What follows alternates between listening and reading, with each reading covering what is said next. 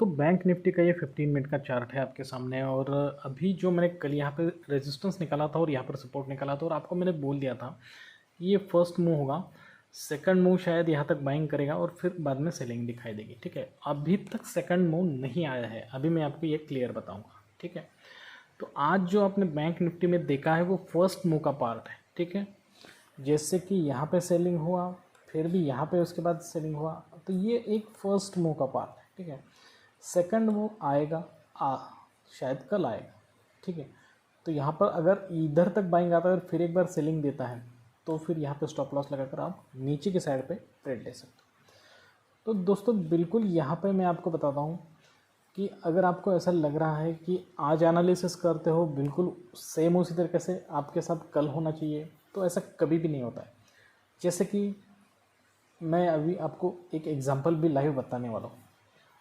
दोस्तों मैं हूँ श्रीशैल और आप सभी का स्वागत करता हूँ आपके अपने YouTube channel trade with attitude में। अब मैं जो लाइव एग्जांपल आपको बताने वाला हूँ वो है क्रूड ऑयल का। ठीक है, देखिए कल के दिन हमने जो पोजीशन यहाँ पे लिया था, ये जो रेड कैंडल है ना, इस वाली रेड कैंडल में पोजीशन लिया था, तो उसके बाद से लिख के मार्केट हमारे खिलाफ ही चला गया। आप देख सकते हैं अभी यहाँ पे पोजीशन लेने का मेरा मकसद क्या था। मेरा मकसद ये था कि ये जो है यहाँ पे ये देख सकते हैं आप, इस लेवल तक सप्लाई है। ठीक है, मैं आपको यहाँ पे निकाल के दिखाऊंगा, यहाँ से सप्लाई शुरू हुआ था तो बिल्कुल सेम उस पोजीशन तक हमारा सप्लाई पोजीशन से पहले ही शुरू हुआ था कल के दिन। लेकिन हुआ यूँ कि फिर बाद में एक बहुत बड़ी कैंडल आ गई बाइंग साइड की। ठीक है, और उसमें बाइंग कर दी, फिर बाइंग कर रहे। लेकिन अगर आप ध्यान से देखो तो कई देर तक इस लेवल पे कंसोलिडेशन हुआ है। मतलब कंसोलिडेशन हुआ है मतलब क्या हुआ है, अभी मैंने कल की वीडियो में आपको क्या बोला था कि कैंडल्स मतलब प्राइस है, प्राइस ऊपर ही नहीं जा रहा है। देख सकते हैं आप, प्राइस ऊपर भी नहीं जा रहा है, नीचे भी नहीं आ रहा है। अब नीचे आने को तो आ सकता है लेकिन ऊपर क्यों नहीं जा रहा, ये सोचने की बात है ना। इतनी बाइंग होने के बाद भी अगर प्राइस ऊपर क्यों नहीं जा रहा, नीचे आने के बाद हम कब सोचेंगे, अगर यहाँ से नीचे आता है और यहाँ से प्राइस नीचे नहीं जा रहा है तो हम सोचेंगे कि ऊपर जा रहा है। लेकिन अभी यहाँ से प्राइस ऊपर ही नहीं जा रहा है, तो इसका मतलब ये था कि यहाँ से मार्केट शायद रिवर्स हो सकता है, इसकी मुझे आशंका थी। और इसलिए मैंने कल का पोजीशन कैरी फॉरवर्ड किया है, जिसमें अभी मुझे लगभग 6-7 हज़ार रुपये लॉस शुरू है। और जिस प्रकार से मैंने एनालिसिस किया था उसके हिसाब से मार्केट गैप डाउन भी हुआ है, उसके बाद बाइंग किया, फिर सेलिंग भी दिया है, लेकिन 200 मूविंग एवरेज का सपोर्ट लेकर फिर एक बार काफ़ी ज़्यादा बाइंग दे दी है। तो अभी यहाँ पे वेट कर रहा हूँ, हमारा स्टॉप लॉस लेवल काफ़ी ऊपर है, अभी तक स्टॉप लॉस हंट नहीं हुआ है। वेट कर रहा हूँ, इधर मैं स्टॉप लॉस दूंगा और मैं प्रॉफिट लेके ही बाहर आऊँगा। प्रॉफिट लेके ही बाहर आऊँगा मतलब उतना प्रॉफिट अगर नहीं मिलता है, कुछ 10% 5% भी मिलता है, तो भी मैं उसमें से इस ट्रेड को एक तो न्यूट्रल या फिर अच्छे खासे प्रॉफिट के साथ छोड़ने का ट्राई करूँगा। अदरवाइज़ स्टॉप लॉस तो है ही।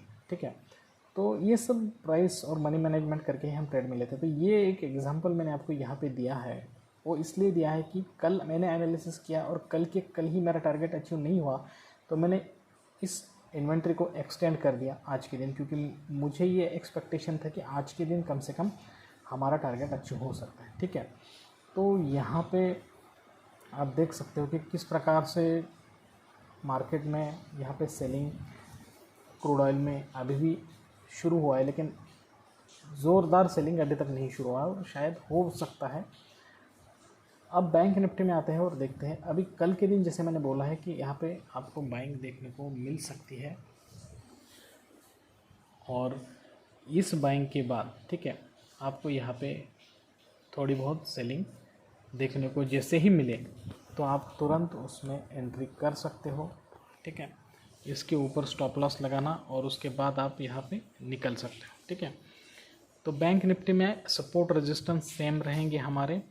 और अगर आप कल बैंक निफ्टी में कॉल साइड पे जाने की सोच रहे हैं, ठीक है, तो उसी वक्त जाना जब हमारा सपोर्ट ब्रेक हो जाए।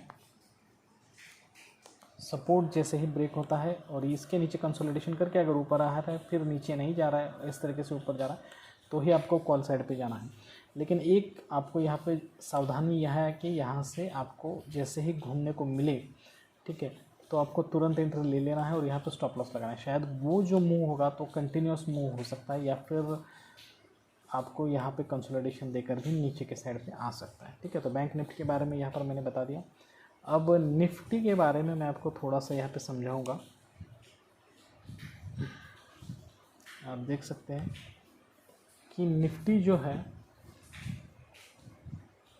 सपोर्ट और रेजिस्टेंस जैसे निकाला था, ओपन होता है सेम लेवल पे, और जैसे मैंने आपको बोला था कि सेलिंग होगा, ठीक है, तो अभी निफ्टी में भी बिल्कुल उसी तरीके से सेलिंग होता सेलिंग ही हुआ है। सेलिंग जो हुआ है आप देख रहे हैं कि यहाँ तक नीचे तक आया और उसके बाद अचानक से सडनली एक बहुत बड़ी कैंडल बाइंग की दे दी गई है, और यहाँ पे वॉल्यूम भी बिल्कुल सही वॉल्यूम है और कैंडल्स भी सही है। इसका मतलब है कि डिमांड भी है और प्राइस भी बढ़ा है। प्राइस ने डिमांड को सही तरीके से रिएक्ट किया है, तो ये बिल्कुल सही है।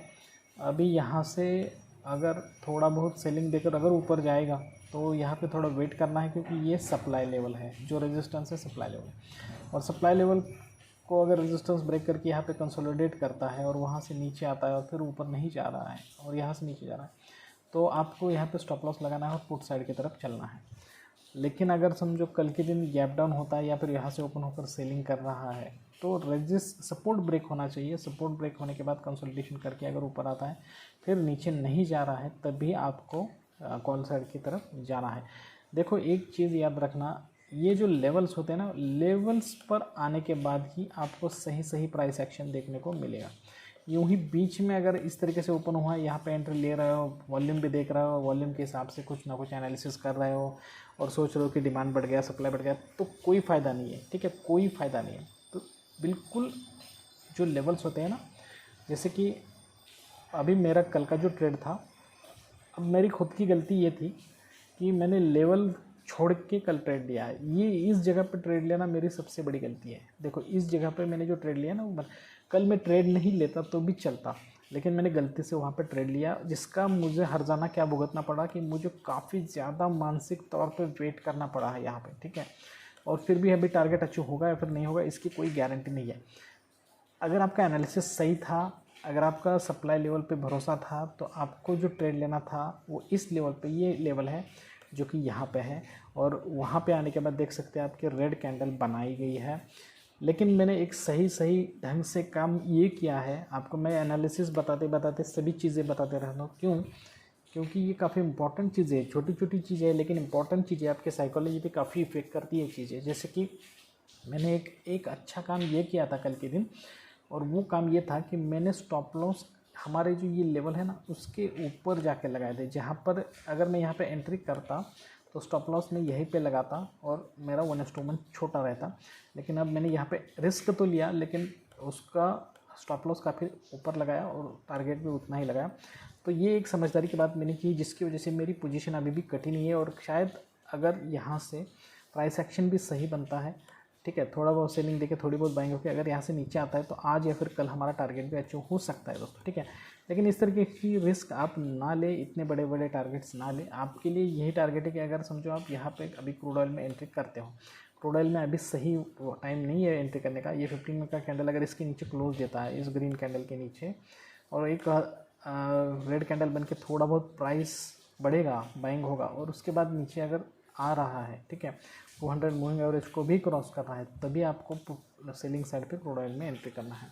अभी क्रूड ऑयल में प्राइस एक्शन के हिसाब से अभी नहीं बना है, अगर बन जाता है और अगर हमारा टारगेट अचीव होता है तो मैं उसके ऊपर वीडियो बनाकर आपको बताऊंगा। तो निफ्टी के और बैंक निफ्टी के सपोर्ट रेजिस्टेंस और वो लेवल सेम रहेंगे, उसमें कोई दिक्कत की बात नहीं है। ठीक है, तो आज के लिए बस इतना ही दोस्तों। क्रूड ऑयल में अगर अच्छी खासी पोजीशन बनती है तो फिर मैं आपको वीडियो बनाकर पोस्ट करूँगा, अदरवाइज़ जैसे आज एक्सप्लेन किया है कल के बारे में, कल की वीडियो में एक्सप्लेन करूँगा। तो आज के लिए बस इतना ही दोस्तों। जल्दी इस तरीके के अच्छे और इन्फॉर्मेटिव वीडियो के साथ आप सभी से मुलाकात होगी, तब तक के लिए दीजिए इजाज़त। Thank you very much, bye bye दोस्तों।